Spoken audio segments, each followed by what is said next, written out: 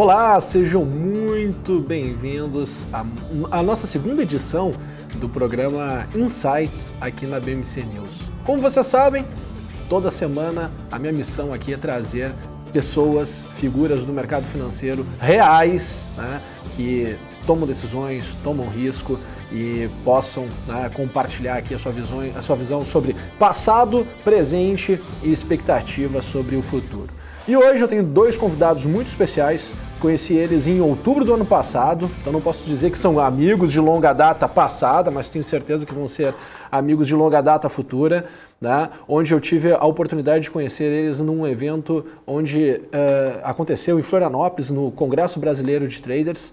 Duas pessoas que me surpreenderam demais pela simplicidade, pela transparência, né, e por fazerem um trabalho educacional no mercado financeiro, nesse mundo de trade incrível. Então eu quero chamar aqui o Eduardo Garuffi e o João Homem da SST. Olha só, que dupla linda. Dê um sorriso para a gente ter uma foto bonita aqui nesse nosso encontro de segunda-feira. Olha só. Vai ficar difícil foto bonita, hein, Guga? Mas o que vale é a tentativa, Eduardo. Fica tranquilo. Vocês estão bem? Boa noite. Sejam bem-vindos aqui na BMC. Boa tarde ou boa noite? Boa tarde ou boa noite? Como preferirem, né? Se for, como vocês acharem melhor. O João que manda. Então vamos de boa noite, né? Tá. Tô escutando, vocês estão me ouvindo? Tudo direitinho? Tudo direitinho. Bom, sejam bem-vindos aqui na BMC. Não sei se é a primeira vez, se já tinham tido aqui conosco alguma outra vez ou não, mas tenho certeza que comigo aqui no programa Insight vai ser a primeira vez de muitas.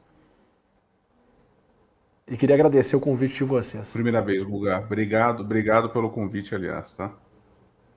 Maravilha. Pessoal, nós vamos bater um papo aqui durante 45 minutos, tá? Eu já fiz uma apresentação aqui de vocês aqui na TV e eu costumo fazer algumas perguntas para que a gente possa construir uma linha de raciocínio com os nossos telespectadores, tá? E aí vocês podem escolher quem pode responder primeiro. A primeira pergunta que eu queria fazer com vocês é em relação a esse ano de 2022, tá?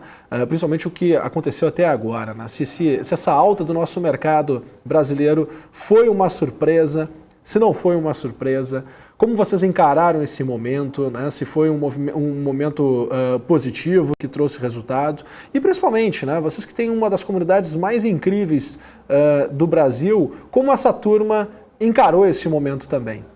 Então eu queria saber um pouquinho da visão, né, e do sentimento de vocês sobre o que aconteceu até agora com esse nosso mercado aqui em 2022. Tá bom, Guga, vou começar então, e aí eu vou, até em questão de cenário, passo um pouco também comentário para o João. Eu vou falar de uma visão gráfica, tá, de Ibov. Só um parênteses, se você quiser compartilhar a tela... Hein, Garuffi? Se tu quiser compartilhar a tela, tu pode compartilhar a tela aí, tá? Até para ajudar a turma a poder entender. E aí, só depois que terminar de comentar, tem que desligar o compartilhamento de tela para que a gente possa voltar. Só para explicar um pouquinho da dinâmica. Tá bom. Então, eu vou fazer então aqui, vou compartilhar rapidinho, Guga, vou compartilhar aqui o meu estudo, e aí eu acho que fica mais legal da galera poder ver, e eu vou colocar o Ibov no diário, e essa é a visão que eu tenho. Me diz, Guga, se está em ordem aí, se está chegando razoavelmente bem aí para todo mundo. Ótimo. Tá perfeito.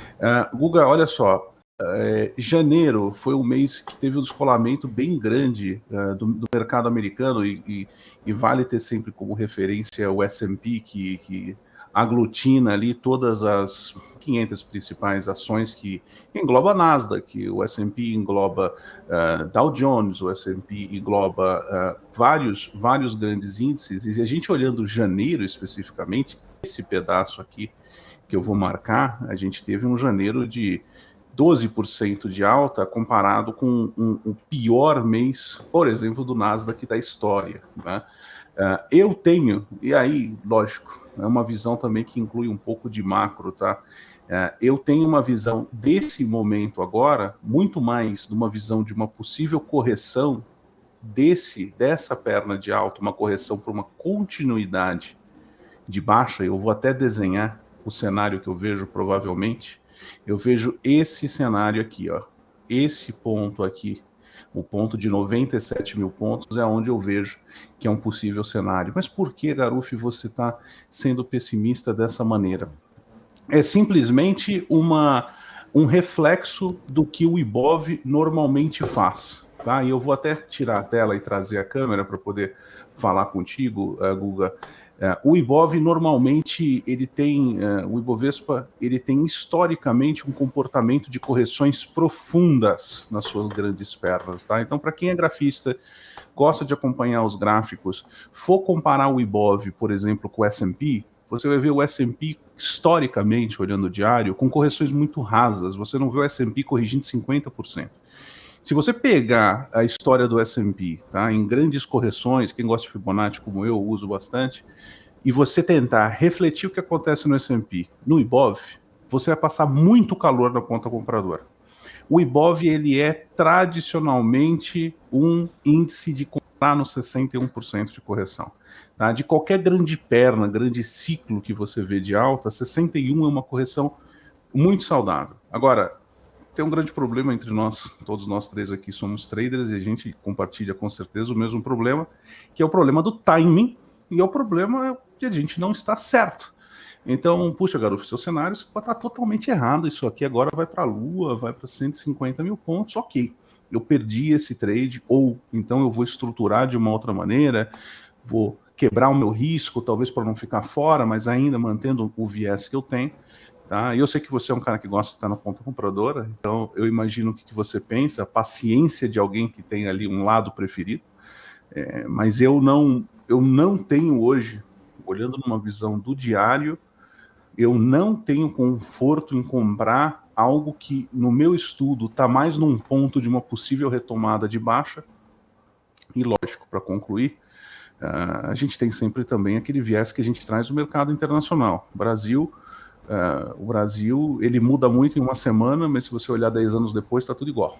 Né? Então, lá fora está fragilizado. Então, a gente pensar que vai ter esse descolamento, essa simetria muito grande, eu acho otimista demais, então prefiro esperar agora. Para mim é um ponto de espera. Maravilha. E para você, João, o que tu tem? Como é que foi esse teu ano até aqui, de 2022? Nós que somos um pouco apaixonados pelo momento da Vale, né, para não dizer que a gente é apaixonado pela Vale, como é que foi a tua experiência até aqui?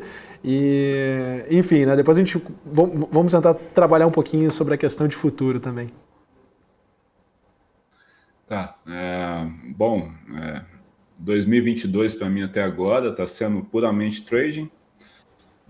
Não estou me posicionando. Aliás, só para não me deixar mentir aqui, hoje eu tomei posição num ativo. Tá? Mas foi hoje mesmo, a guria mesmo, uns 10 minutos atrás, 20 minutos atrás. Vai matar todo o telespectador de ansiedade, mas tudo bem.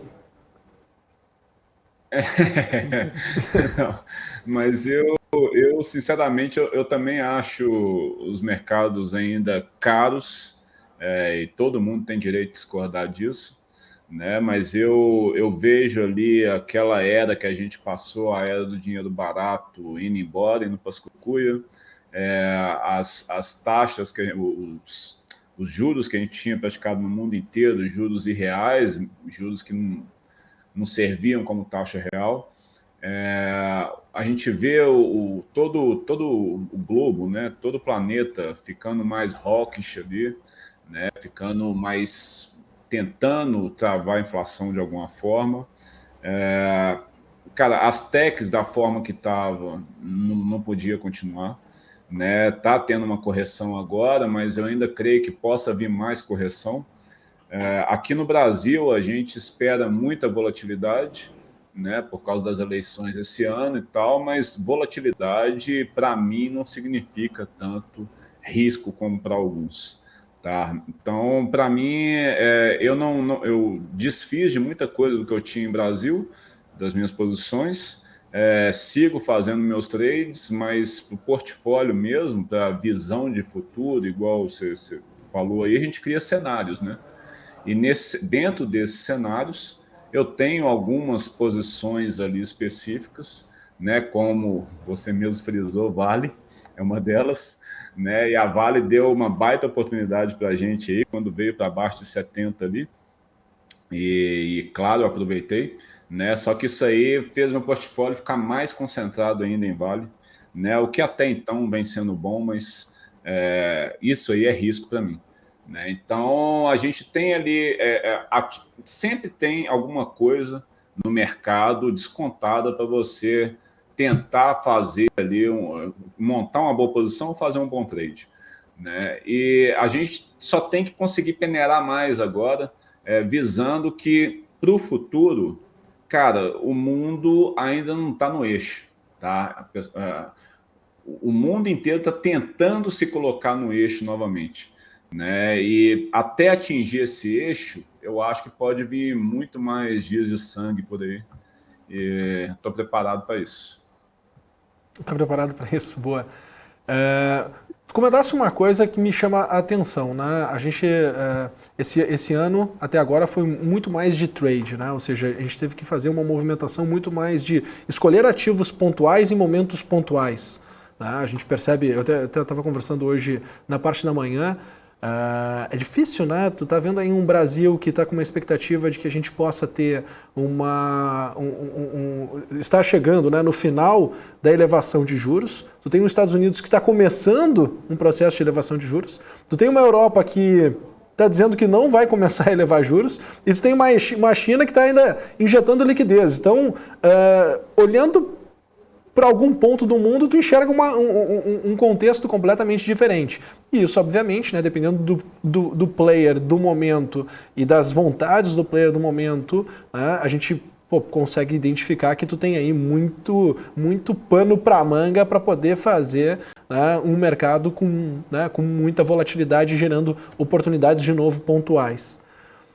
Tem alguma coisa que, antes da gente falar de risco, né, porque eu acho que é bem importante a gente falar bastante do risco, assim como o Garuf também nesse patamar de preço, meu patamar de preço, se o mercado fosse positivo também, era a região de 111.500 a 113 mil pontos, então nesse nível de preço eu não me sinto confortável hoje a comprar, né, não sou um vendedor, então não me sinto só confortável a comprar. Mas hoje, na fotografia atual, né, hoje dia 7 de fevereiro de 2022, que setores, né, vocês estão hoje namorando mais, né, na visão de vocês como traders profissionais, né, como educadores do mercado financeiro e pessoas que de fato, né, têm sua, como a gente fala, né, pele em risco, tomando posição, né, uma opinião, uma visão assim, vocês como trader, né, aonde vocês estão enxergando que existe a possibilidade, tá? Não estou dizendo que é uma oportunidade no momento, mas que tu enxerga que ainda está descontado e que valeria a pena a gente poder dar um pouquinho mais de atenção. Se tem algum setor que chama mais a atenção de vocês e o porquê, né? Ou até mercado internacional, tá, gente? Pode ser cripto, pode ser o que for. Eu vou fazer um comentário. É difícil a gente comentar. Eu vou pessoalmente, em termos de carteira, eu tenho uma carteira focada em Estados Unidos, única e exclusivamente, então eu procuro encarteirar em dólar, é uma opção minha, porque me dá um pouco mais de capilaridade de escolher melhor, né? E o meu fundamento é mais de value, eu gosto de empresas mais descontadas, apesar de que teve uma grande assimetria recente, que saiu, que trouxe um growth ali para um ponto muito bom, mas normalmente o que eu vim investindo e encarteirando, Guga, nos últimos meses, grande parte do meu portfólio foi encarteirar energia, especialmente nos Estados Unidos, na área do petróleo. E o que vem me trazendo alfa, a gente fala, né, alfa, se você olha, e você até, acho que o João faz a mesma coisa, de vez em quando olha a carteira, vê o alfa, fica super feliz, mas não abraça ele não, porque aquele alfa só existe se você zerar hoje, né? A maré vai mudando, mas eu consegui recentemente construir uma performance muito boa no setor de energia. Olhando os Estados Unidos, era um setor que estava deprimido há muitos anos, mas são empresas que costumam ter patrimônio muito sólido, costumam ter um fluxo de caixa muito bom, costumam ter poucas dívidas, as mais sólidas, por exemplo, o ExxonMobil, né, que é o ticker XOM, XOM, que é uma das que eu tenho carteirada. Tá? Hoje, especificamente, a gente vem buscando rastrear outras oportunidades, até growth vem aparecendo algumas, com o chacoalho que veio dando esses dias, empresas boas, tá? Classicamente falando, Google e Facebook são duas empresas que têm caixa, que não têm dívida, que geram muito caixa, mas são empresas que tradicionalmente são caras. O João também pode comentar um pouco disso, e eu acho que eu fui mordido pelo mesmo bicho que o João, né, João? Eu devia ter ido para o outro lado, eu devia ter sido um cara especializado mais em growth, porque senão o João e eu, a gente não acaba trocando ideias diferentes.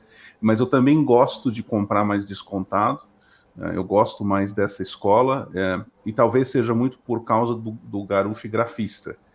Eu gosto muito de assimetrias, eu gosto muito de extremos. Como eu trado normalmente, são assimetrias, são extremos, tá? Não necessariamente contra a tendência, mas algum tipo de assimetria que eu vejo que há ali uma oportunidade de retorno à média, vamos dizer assim. E eu acho que eu levei isso para as ações também, para minha carteira também. Então, quando eu vejo comprar algo muito alto, que para mim é muito alto, que eu digo, puxa, está um pouco assimétrico, um pouco descolado de fundamentos e de coisas que eu não consigo nem me justificar graficamente. Então, quando eu compro algo mais de valor, que tem mais value, que tem mais desconto, por mais que esteja caindo, eu me sinto mais confortável. Eu acho que isso é particularidade de cada um. Mas eu não encartero com ordens limite. Quando eu encartero, eu compro no mercado. E você, João? Eu queria que alguns dos termos, Garuf, assim, e isso vai ser legal porque a turma toda que está nos assistindo vão conhecendo e descobrindo, né, que o mercado ele tem uma beleza, tem uma linguagem toda própria. Né? Eu queria pedir que toda vez que a gente trouxer algum termo um pouquinho diferente, que a gente traga um pouquinho do educacional junto, porque eu tenho certeza que algumas pessoas não entenderam o que é a ordem limite que estão nos assistindo aqui. Então, aproveitar, né, e com certeza, tenho certeza que muitas pessoas aqui vão ficar encantadas por todo o conhecimento que essa dupla tem para contribuir aqui com todos nós. Para o pessoal... E aí o João pode responder, porque eu me intrometi. Eu queria que o João então explicasse o que é ordem limite, João. Eu acho que você vai melhor do que eu nessa.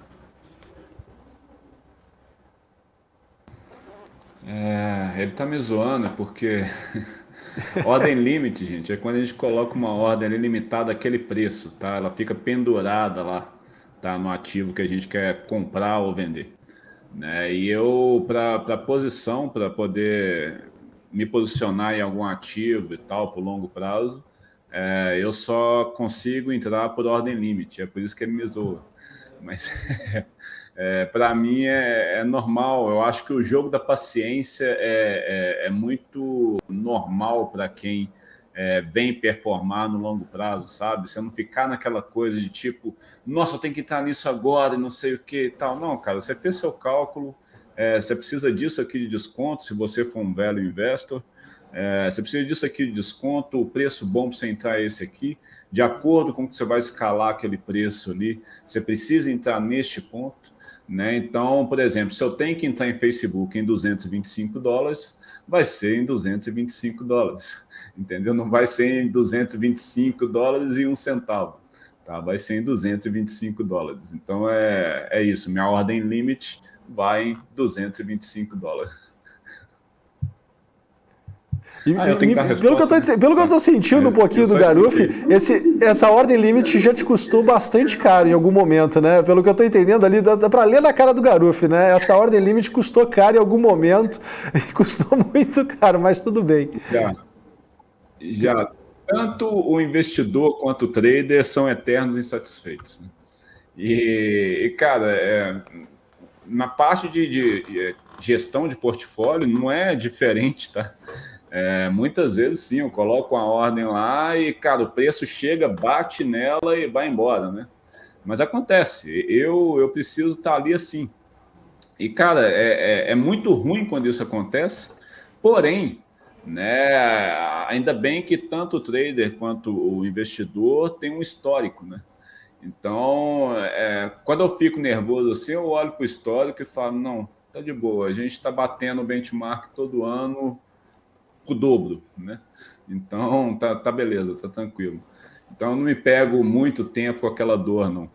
Né? Agora, na questão que você falou aí dos setores e tudo mais e tal, eu não sou muito de avaliar setor, sou mais de avaliar cenários mesmo, no geral, e ativos, né, que estejam interessantes para mim ali. Mas, no caso, o problema todo para mim, nesse ano de 2022, é que, para mim, tanto os ativos cíclicos quanto os anticíclicos estão no meio, sabe? Estão no meio do caminho. Então, em qualquer cenário que você cria, não tem entrada em nenhuma oh, meu Deus, categoria não. Classe. Nenhuma classe de ativo. Tá? Não tem nenhuma classe de ativo, tem entrada nenhuma para mim agora. Né? Então, estou posicionado em ouro, estou posicionado em Brasil, estou um pouco posicionado agora lá fora, né? Estou muito concentrado em dólar, né? Mas não tem muito o que fazer agora, sabe? Só quando acontece algum desconto, e aí a gente pega, aproveita a oportunidade. Mas uma coisa que o pessoal não pelo menos para mim, está na minha filosofia de investimentos, é o quê? Primeiro, você vai saber qual ali classe de ativo, em quais classes de ativo você vai colocar seu portfólio. Você define isso e caixa. Né? A partir do momento que você tem isso definido, aí você começa a buscar naquelas classes de ativo o que você quer. Né? Então, você vê se tem alguma coisa ali que entra ali, de acordo com sua filosofia de investimento, que entra ali num preço bom para você e tal, porque do contrário que muita gente fala no YouTube, para mim, preço importa. E bastante. Boa. E bastante. Pessoal, deixa eu mudar um pouquinho aqui, antes da gente entrar no ponto de o que pode dar errado nesse ano de 2022. Né? Acho que já ficou claro que a gente está sentindo que o mercado está caro. Né? Mas todos nós, como o Garuf mesmo falou, ele gosta de pegar extremos, então se por um acaso o mercado tiver uma correção muito forte, a gente vai todo mundo se abraçar e buscar um movimento de alta novamente. Né? Mas enfim, antes da gente entrar nesse ponto, eu queria fazer uma pergunta para vocês, porque também quando eu conheci vocês dois, a gente estava num evento no Congresso Brasileiro de Traders e o Garuf fez uma palestra, eu achei muito boa a palestra, junto com o Fernando Uric sobre criptomoedas. Eu queria que vocês falassem um pouquinho o que vocês estão sentindo desse mercado de criptomoedas hoje, né? Sobre esse excesso de criptomoedas também que nós temos hoje no mundo. Me corrija se eu estiver errado, né? Mas são 14 mil criptomoedas. E todo esse mundo dos NFTs e das figurinhas coloridas que estão sendo comercializadas aí por preços, né, multimilionários. Eu queria que vocês dessem um pouquinho a opinião de vocês sobre esse mercado. Eu acho que tem muita gente que está de olho, olhando, e muito investidor iniciante querendo se aventurar nesse mercado em função de toda essa movimentação, toda essa massa de conversa que se tem nas redes sociais, principalmente aí no YouTube também, que muitas pessoas emitem opiniões.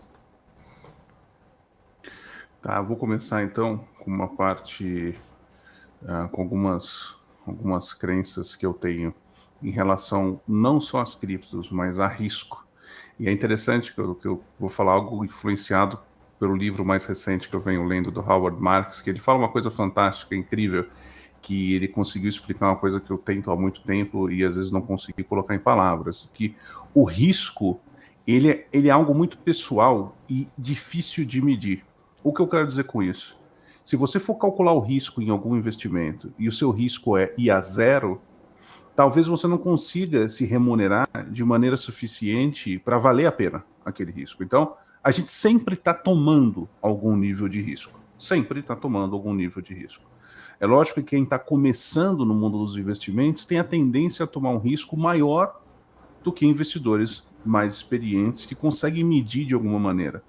Mas uma coisa é muito importante para a audiência entender, que se você comprou um ativo e ele nunca voltou contrário ao seu preço, e você realizou um lucro, tá? Aquela operação não teve risco, tá? Mas não significa que esse risco não vai existir em algum momento. Então, muitas vezes a gente se pega se enganando de que aquilo não teve risco algum quando ele tinha um risco de algum tipo de ocorrência que não foi medido. E no caso das criptos, eu acredito que Bitcoin, Ethereum e algumas poucas vieram para ficar por um longo tempo muito do lado da tecnologia, do blockchain, que é uma tecnologia que eu acredito que vai ficar no longo prazo. Então, o que eu costumo falar para o pessoal que pergunta de criptomoeda? Tá? Primeira coisa, o Bitcoin especialmente já tem um histórico de preço que você pode estudar, como, por exemplo, todos os halvings, que é no momento em que a mineração começa a remunerar a metade do que remunerava antes. A cada ciclo onde a mineração muda o preço da remuneração, é um próprio ciclo que a criptomoeda faz de correções. O Bitcoin tem uma correção grande normalmente, até maior que o Ibov. O Ibov que corrige historicamente 60%, o Bitcoin chega a corrigir 80%. Então tem muita gente olhando 10 mil dólares, 8 mil dólares, 13 mil dólares ainda de uma possível correção. Garuf, eu quero ter Bitcoin para o longo prazo porque eu acredito que é o ativo do futuro. Coloque o Bitcoin dentro de uma classe de investimentos de risco, porque ele tem uma volatilidade alta, ou seja, na hora que você for dividir ali o seu dinheiro entre investimentos que você for fazer, classifique o Bitcoin como um investimento de risco. Defina o que é um investimento de risco, o percentual do seu patrimônio que você vai colocar. Eu não sou contra investir em criptomoedas.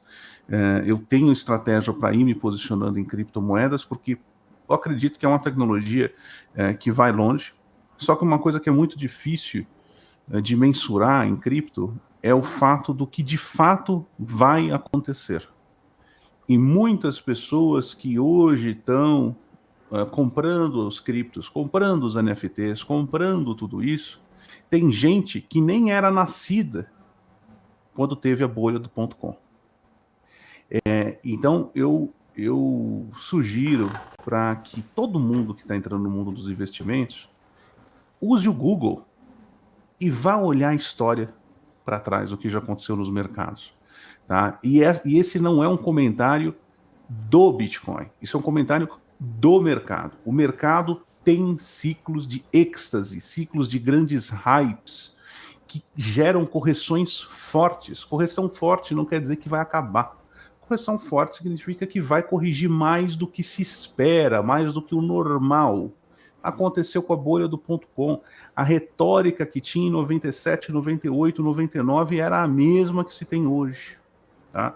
De novo, quer se expor? Se exponha, mas tenha ali um pensamento racional de quanto você vai colocar de risco, se você vai colocar tudo de uma vez e sentar e esperar, se você vai olhar para o histórico e ver, puxa, o Bitcoin geralmente corrige até tanto, então eu vou dividir meu investimento nesses pontos aqui e tentar refletir o passado para o futuro. Tá? Então eu não sou contra a tecnologia, eu acredito que é uma tecnologia que fica. Eu acredito que agora é um momento que o Bitcoin pode ficar um pouquinho mais lateral, eu não acredito ainda em curto prazo de nova máxima, e fazendo com sabedoria. Agora, o último comentário meu é sobre as NFTs. NFTs, especialmente essas dos GIFs, das imagens e tudo mais, são colecionáveis, e todo colecionável é um efeito social. Ou seja, se as pessoas acham que aquilo vale, elas pagam por aquilo. Né? E se tem uma outra pessoa que acha que vale a mesma coisa, compra pagando mais.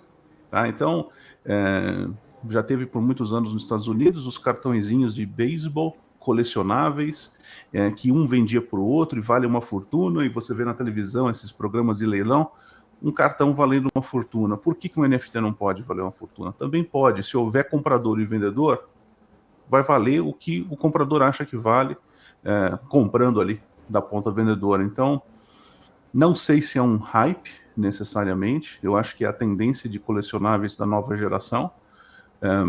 Me surpreendo com o preço que estão pagando em certas coisas, eu não sei se a galera eventualmente está raciocinando até onde vai aquilo, mas Até aí tudo bem, eu acho que como qualquer colecionável, você vai ter altas, você vai ter baixas, algumas pessoas vão tomar prejuízo, e eu acredito que talvez em 10 anos, de 5 a 10 anos, o mercado vai começar a entender o que é um preço mais... imagino que vai começar a apertar a volatilidade, ficar um pouquinho menor, o preço um pouco mais justo e menos assimétrico como é hoje. Então, acho que fica na cabeça de cada um. Eu não pensaria em criptomoedas para curtíssimo prazo. Eu acho que é muito volátil, você tem que ter mais experiência para tradar, para operar criptomoedas a curto prazo. Se você quer encarteirar para o longo prazo, encarteira. Mas não, para mim não é reserva de valor. Tá? Para mim é um ativo, é uma classe de ativos de alta vol que pode gerar que a tecnologia pode... pensa como um growth, Guga. Imagina uma Perfeito. empresa de growth, tá? Para mim, cripto é growth. O problema de cripto, e aí eu acho que o João comenta desse lado, é que você não tem fundamentos para avaliar. Tá? Você vai ter uma crença coletiva, eu acho que muito parecido com o que acontece com o growth, mas se você olha Google, você sabe o caixa, você sabe a liquidez, você sabe patrimônio, você tem não só um projeto, não só uma expectativa, você tem um monte de outros dados. Cripto tem outro tipo de fundamento, e aí vai de cada um ali avaliar. Perfeito. E você, João? O Garufa é uma aula, né? Impressionante. Bom, o Garoto já falou tudo, né? Mas eu ainda. Lá no nosso canal, a galera das criptos não gosta muito de mim. Mas talvez que eu seja só um velho conservador. Mas o Garoto falou pro pessoal pesquisar no Google, mas não, vai para antes, tá? Vai para antes disso, vai para livros, sabe?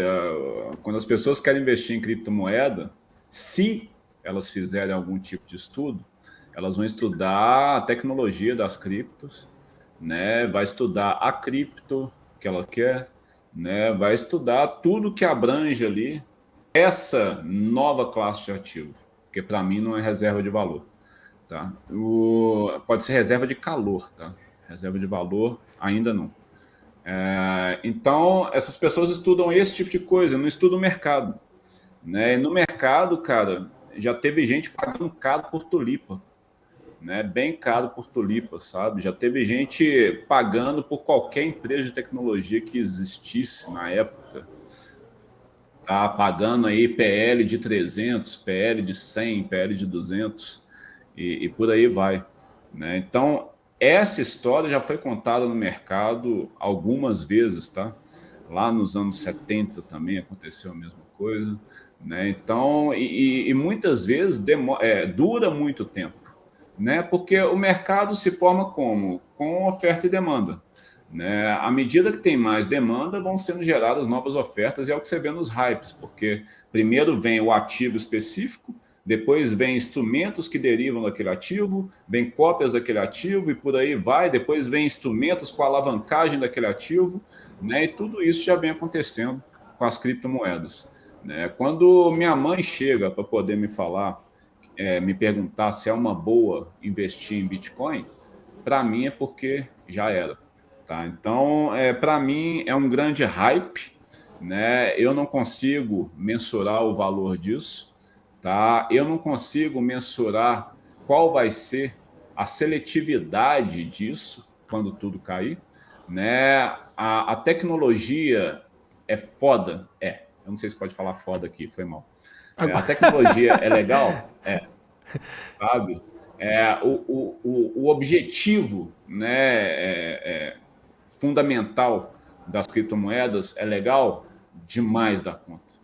É muito legal, queria muito apoiar isso, entendeu? Mas, né, meu dinheiro não tem ideologia.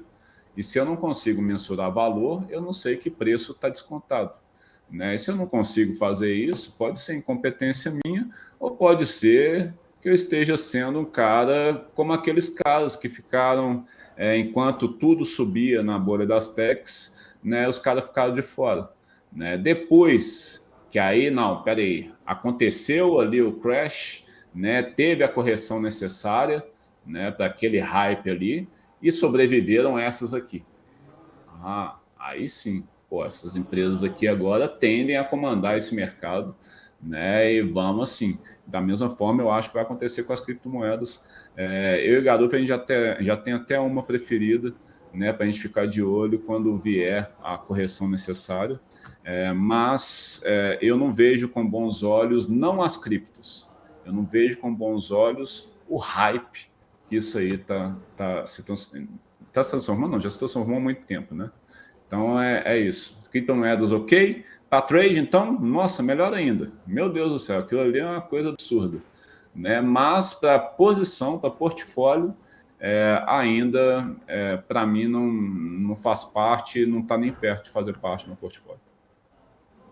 Perfeito, perfeito, gente. Eu tenho um pensamento muito parecido, né? A minha opinião em relação a esse mercado é, ok, dá para surfar, dá para tirar proveito, não quero ser o velho rabugento, o ranzinza do mercado, né, para ser o do contra. Se der para surfar, surfo, né? A favor da alta, tá, Garufa? Nunca surfo a favor da baixa, né? É uma escolha minha, mas o meu pensamento é exatamente esse. Estou sempre com o dedo no gatilho. O que mais me deixa desconfortável quando eu tenho uma posição é, de fato, a posição em cima de criptos. Eu não consigo dormir tranquilo. Sempre tenho uma sensação de que uma grande correção pode vir a acontecer a qualquer momento. E não gosto desse sentimento no portfólio. Tá? Ainda mais no momento que nós estamos agora, desde do início do ano passado. Oi. O negócio, cara, é que as criptos, o pessoal fala que é reserva de valor, mas, cara, uma reserva de valor que cai 30% num dia. É reserva de valor, mas que, cara, a Bloomberg já fez um estudo, né, que as criptomoedas não são um ativo de fuga, né, ou seja, que durante as crises os grandes vão colocar, né, vão direcionar capital para aquele tipo de ativo. Então não é uma reserva de valor, né? O que eu vejo é realmente o hype. E aí, quando você vem no hype, você vê muita gente falando, nossa, mas você vai deixar de ganhar tantos por cento, olha só, veio de 3 mil para 60 mil e tal. Gente, o nosso dinheiro é limitado, tá? O nosso dinheiro é escasso, tá? A gente tem que escolher bem onde vai colocar. Não adianta para mim eu pegar, não, vou colocar R$1.000 em cripto então, tá? Só para não perder a oportunidade de poder falar que eu também surfei aquilo ali. Para mim não adianta. Tá? Para mim adianta o quê? Eu ter uma parte do portfólio que eu possa colocar naquele ativo, porque eu acredito naquele ativo, eu acredito que o preço está bom, tá? E eu vou estar com aquele ativo mesmo quando vier as correções, entendeu? Aí para mim tudo bem, porque se vier uma correção num ativo que eu sei precificar, ele só fica mais barato para eu poder comprar mais. Aí tudo bem. Agora a questão das criptos é isso que eu estou te falando, é um mercado novo, tá? Se você for olhar a história toda do mercado, é um mercado novo. Tá? E a gente não tem como precificar ainda. Fica precificando só em cima de oferta e demanda ali, oferta e demanda, sendo que o negócio está no hype. Tá? Se está no hype, esse preço não é justo. Sabe? Então, cara, eu acredito que Bitcoin não valha $60 mil? Não. Eu só acredito que o preço que está lá agora, de 40 e poucos mil, eu só acredito que mesmo esse preço, ele está sendo sustentado pelo hype. Então, para mim, eu só tenho que saber o quê? Se está no hype ou não. Tá? Para mim, com tudo que eu estudei de mercado, cara, tudo indica que está no hype. Eu posso estar errado? Demais. Mas se eu estiver errado, eu vou continuar com a gestão do meu portfólio, com os ativos que eu tenho que ter lá, e vou deixar de ter surfado as criptomoedas no momento bom para surfar. Tá? Mas o meu retorno sobre o portfólio vai estar do mesmo jeito, né? São as minhas escolhas, e aí cada um tem que fazer suas escolhas e pagar por elas no futuro. E Perfeito. Até fazer um comentário adicional, que eu acho que se a gente não tem, como o João mencionou, fundamentos, as criptomoedas estão tentando buscar ter diferentes tipos de fundamento, usabilidade, adoção e outras coisas que podem virar indicadores no futuro, mas como o João mencionou, é muito novo. Então, para mim, se eu sou um grafista, como vocês dois são, eu quero ter duas coisas para encarteirar cripto. Eu quero ter um crash, eu quero ter um bear market de verdade. Infelizmente, o Bitcoin nasceu depois, já na fase de recuperação de um bear market de verdade.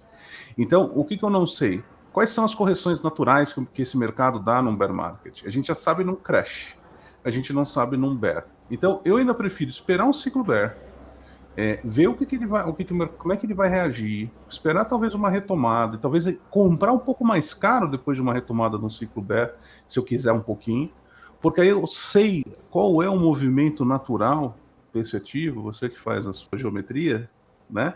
Quais são os ciclos naturais desse ativo? E aí eu posso até me posicionar graficamente, porque aí eu tenho stop. O problema hoje é que, para mim, o melhor suporte dele é 0. Tá? É o mais forte que tem, é 0. Então, se o meu maior suporte é 0, quanto que eu vou colocar, como o João falou, para valer a pena? O meu esforço, o meu tempo e o meu sono. Então, eu quero poder ter suportes mais próximos para poder calibrar um pouco melhor meu risco. Então, é paciência. Se é para ficar, e eu acho que é isso que, para terminar o meu papo de Bitcoin, se vocês querem Bitcoin para o longo prazo, esperem um pouco.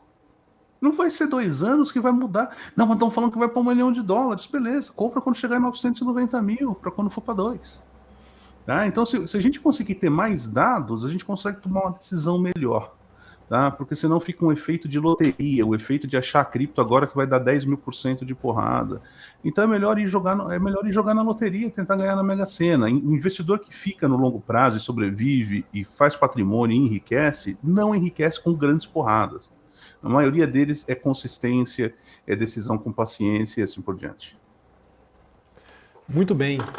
Bom, pessoal, eu queria falar um pouquinho mais com vocês sobre o risco, mas nós estamos com o tempo quase que estourados e nós estamos aqui na TV, né, na BMC.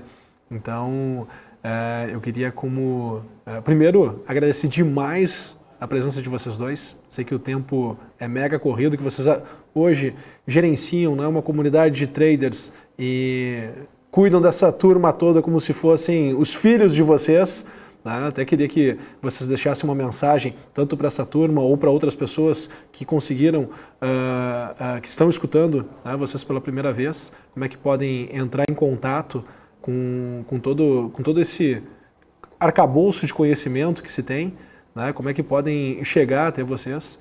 E agradecer de coração por terem estado aqui comigo no programa Insights, trazendo seus insights. Me devem 2 respostas que eu vou ligar para vocês logo mais para saber, que são os ativos, o ativo que o João comprou hoje e qual é a próxima cripto do momento, tá? Então assim, eu tô tão ansioso quanto os telespectadores, então aguarda aí que eu já vou ligar para vocês depois do programa, né? Mas enfim, passo a palavra para vocês para a gente dar as considerações finais, porque logo mais nós temos o programa Business aqui na BMC. Agradecer, Guga, a melhor maneira de encontrar a gente no nosso YouTube, tá? Special Squad Traders, tá? O pessoal tá colocando o hashtag aí no chat, então é a melhor maneira de vocês encontrarem a gente, conhecer nosso conteúdo. Muito obrigado a todos, tá? Um grande abraço para a audiência, obrigado a BMC pelo convite e você especialmente, Guga.